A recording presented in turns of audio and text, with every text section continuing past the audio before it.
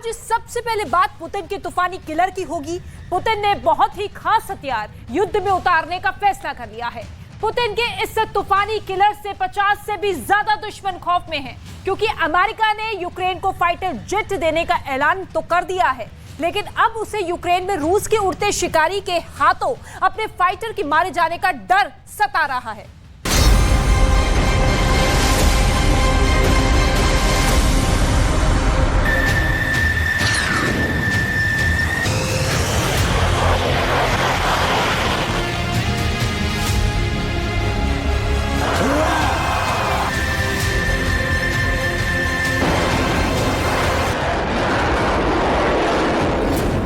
America का fighter jet F-16 रूस के लड़ाकू विमान Su-30 को मार गिराने में कामयाब होगा? क्या F-16 रूस के Su-35 को भी ढेर कर सकता है? क्या ये मुमकिन है या फिर ये सवाल सिर्फ कल्पना की उड़ान है?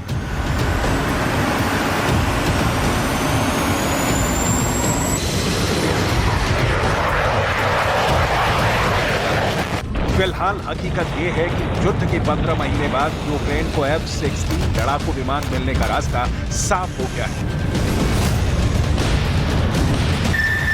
ये फाइटर जेट यूक्रेन को कब मिलेंगे, कैसे मिलेंगे, कहां से मिलेंगे, कितने मिलेंगे, इन सारे सवालों के जवाब मिलने अभी बाकी है। लेकिन बड़ा सच ये है कि वोलोदिमीर ज़ेलेंस्की की फाइटर जेट हासिल करने वाली मुहिम रंग लाती दिख रही है। अमेरिका ने बार बार नकारने के बाद आखिरकार यूक्रेन को F-16 देने का इशारा कर दिया है। हालांकि इसमें वक्त काफी लग सकता है, लेकिन खुद जो बाइडेन और उनके राष्ट्रीय सुरक्षा सलाहकार ने यूक्रेन के पायलटों को F-16 की ट्रेनिंग जल्द देने का ऐलान किया है। यूक्रेन को अभी एक भी F-16 नहीं मिला है, लेकिन रूस ने यूक्रेन के आसमान में पहुंचते ही उसे मार गिराने का प्लान भी बना लिया है।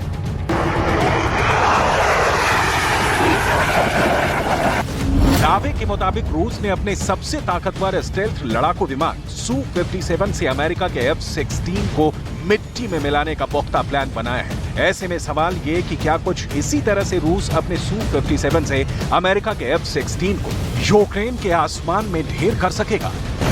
450 से ज्यादा दिन से जारी युद्ध रूस ने यूक्रेन को बर्बाद कर दिया है, पूर्वी यूक्रेन को कब्रिस्तान बना दिया है।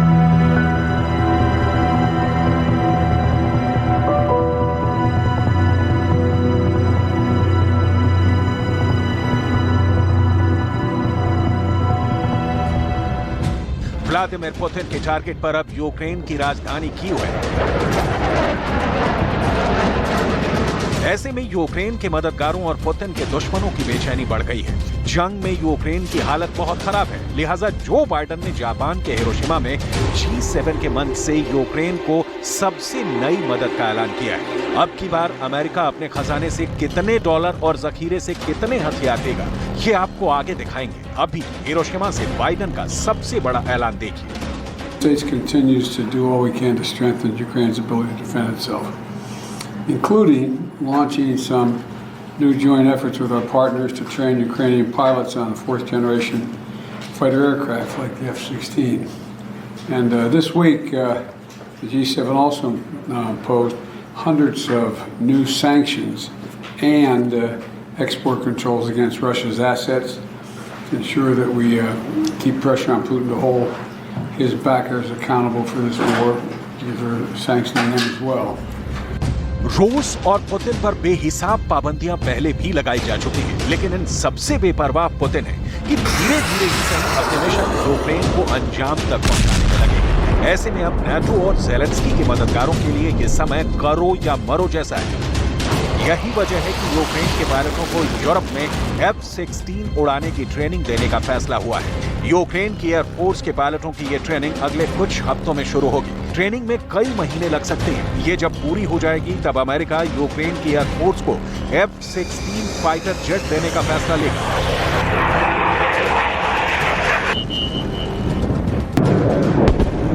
अमेरिका के राष्ट्रीय सुरक्षा सलाहकार के मुताबिक यूक्रेन के पायलटों को F-16 की ट्रेनिंग के दौरान ही नाटो देशों से लड़ाकू विमानों की डिलीवरी के वक्त पर फैसला होगा। इस दौरान ये भी फैसला होगा कि कौन देश अपने बेड़े में से कितने F-16 यूक्रेन को देंगे। But now that we have delivered everything we said we were going to deliver, so we put the Ukrainians in a position to make progress on the battlefield through the counteroffensive, we've reached a moment where it is time to look down the road and to say, what is Ukraine going to need as part of a future force to be able to deter and defend against Russian aggression as we go forward? F-16's fourth-generation fighter aircraft are part of that mix. The obvious first step there is to do the training and then to work with allies and partners and the Ukrainians to determine how to do the actual provision of planes as we move forward. F-16 की delivery हुई नहीं, training भी शुरू नहीं हुई, लेकिन Ukraine की सरकार और वायुसेना इस लड़ाकू विमान के मिलने की आहट भर से बेइंतहा खुश है।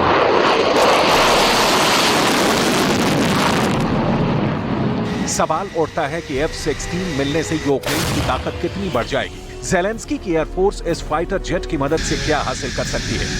तो दावे के मुताबिक F-16 से यूक्रेन की एयरफोर्स रूस के अंदर मिलिट्री और इंडस्ट्रियल ठिकानों को निशाना बना सकती है। रूस के अंदर यूक्रेन उन ठिकानों को निशाना बना सकता है जहां एयर डिफेंस सिस्टम तैनात नहीं है।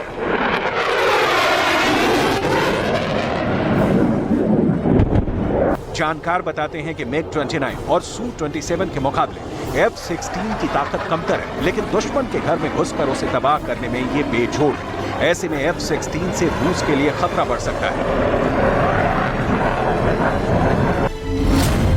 Advance radar, electro optical sensor, लंबी दूरी की air to air missile, guided air to ground हथियार, बम और क्रूज मिसाइल F-16 को बेमिसाल बनाते हैं। लेकिन बड़ी बात यह भी कि यूक्रेन को F-16 का लेटेस्ट वर्जन नहीं, बल्कि MLU यानी मिड लाइफ अपग्रेड वेरिएंट मिलेगा।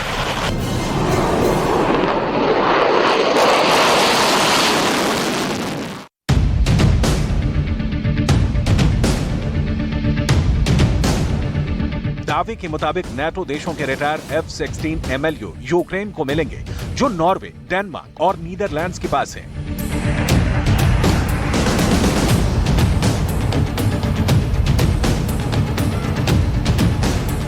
ऐसे में सवाल यह भी कि रूस के पावरफुल Su-57 के सामने अमेरिका का F-16 MLU कितनी देर टिक पाएगा।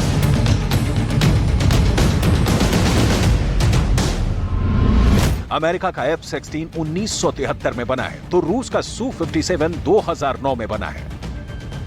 F-16 की रेंज 4220 किलोमीटर है, तो Su-57 की रेंज 5500 किलोमीटर है।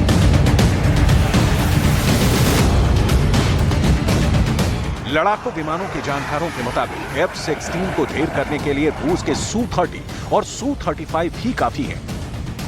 लेकिन अगर पुतिन ने Su-57 को F-16 के सामने उड़ा दिया, तब तो अमेरिका के इस फाइटर की खैर नहीं।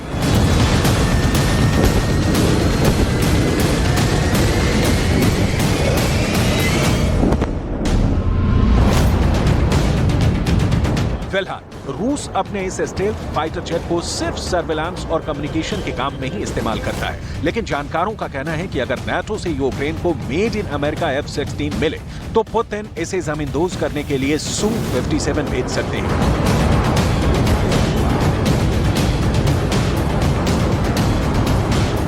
ऐसा होगा या नहीं होगा, ये तो आने वाला वक्त बताएगा, लेकिन अभी अमेरिका ने एक बार फिर यूक्रेन के लिए अपना खजाना खोल दिया है।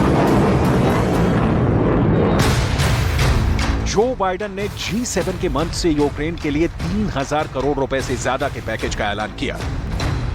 Today I'm announcing the next tranche of U.S. security assistance to Ukraine, a package that includes more ammunition, artillery, armored vehicles to bolster Ukraine's battlefield abilities.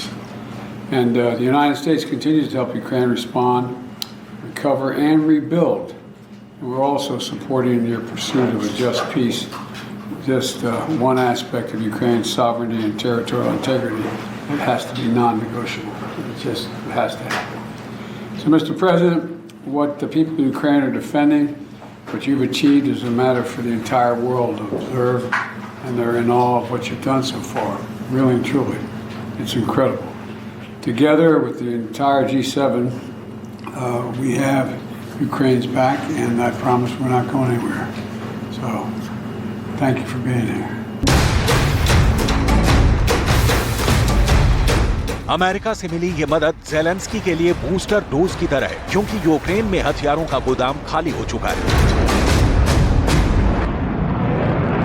First of all, thank you for your help, leadership, for your support, and really for this new package. That's great. Thank you very much from our people, and I'm so happy that we have so strong relations with our people. That our people during all these challenges, they go shoulder to shoulder. I'm very thankful to American people, to you, your team, Congress, bipartisan support, and I'm happy that between our teams there are strong relations.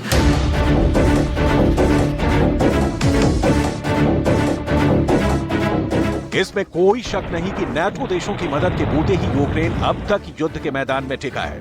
NATO समेत 50 से ज्यादा मददगारों ने Ukraine को बड़ी तादाद में गोला बारूद और टैंक तक दिए हैं, लेकिन अमेरिका और फ्रांस जैसे देश यूक्रेन को अपने फाइटर जेट देने से इनकार करते रहे। सिर्फ पोलैंड और स्लोवाकिया ने यूक्रेन को 27 MiG-29 दिए थे। 14 MiG-29 पोलैंड ने दिए तो स्लोवाकिया ने 13 MiG-29 दिए।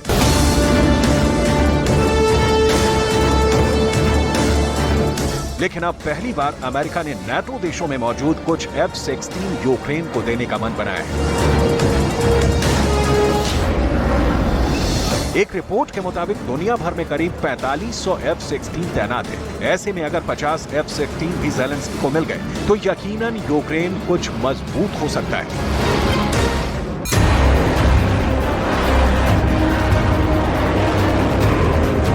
मगर सबसे बड़ी बात तो यह है कि अगर पश्चिमी देशों ने यूक्रेन को फाइटर देने की हिम्मत दिखाई तो जवाब में पुतिन क्या करेंगे, इसका एहसास पूरी दुनिया को है, क्योंकि पुतिन कह चुके हैं कि यूक्रेन को लड़ाकू विमान देने का मतलब है कि रूस के खिलाफ जंग में डायरेक्ट एंट्री। ऐसी सूरत में अगर रूस के राष्ट्रपति ने अपने ताकतवर लड़ाकू विमानों का रुख यूरोप और अमेरिका की तरफ मोड़ दिया तो अंजाम बहुत खतरनाक हो सकता है।